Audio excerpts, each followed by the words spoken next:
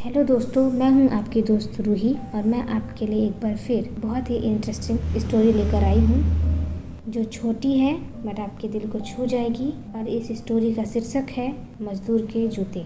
एक बार एक शिक्षक संपन्न परिवार से संबंध रखने वाले एक युवा शिष्य के साथ कहीं टहलने निकला। उन्होंने देखा कि रास्ते में पुराने हो चुके एक जोड़े जूते उतरे पड़े हैं जो संभवतः पास के खेत में काम कर रहे गरीब मजदूर के थे, जो अब अपना काम खत्म कर घर वापस जाने की तैयारी कर रहा था। शिष्य को मजाक सूझा। उसने शिक्षक से कहा, गुरुजी, क्यों ना हम ये जूते कहीं छिपाकर झाड़ियों के पीछे छिप जाएं?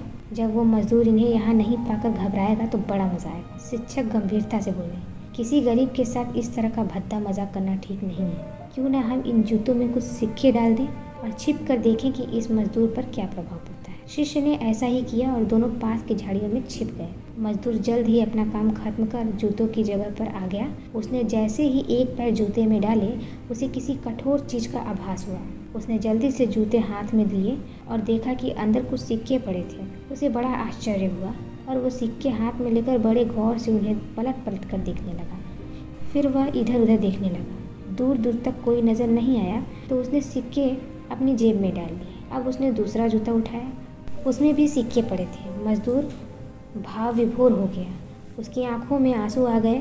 उसने हाथ जोड़कर ऊपर देखते हुए कहा, हे भगवान, समय पर प्राप्त इस सहायता के लिए उस अनजान सहायक का लाख लाख धन्यवाद। उसकी सहायता और दयालुता के कारण आज मेरी बीमार पत्नी को दवा और भूखे बच्चों को रोटी मिल सकेगी। मजदूर की बातें सुन शिष्य की आंखें भर आई।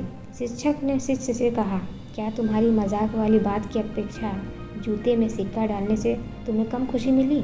शिष्य बोला, आपने आज मुझे जो पाठ पढ़ाया है उसे मैं जीवन भर नहीं भूलूंगा। आज मैं उन शब्दों का मतलब समझ गया हूँ जिन्हें मैं पहले कभी नहीं समझ पाया था, कि लेने की अपेक्षा देना कहीं अधिक आनंददायी है। देने का आनंद असीम है। देना देवत्व है। दोस्तों, सचमुच जॉय ऑफ गिविंग से बढ़कर और कोई सुख नहीं है। हमें इस कहानी से शिक्षा लेते हुए अपनी अपनी क्षमता के अनुसार ज़रूर कुछ न कुछ दान देना चाहिए और ज़रूरतमंदों की हर संभव मदद करनी चाहिए। धन्यवाद। ऐसे ही इंटरेस्टिंग कहानी सुनने के लिए हमारे चैनल को लाइक, शेयर एंड सब्सक्राइब ज़रूर करें। एक बार फिर धन्यवाद।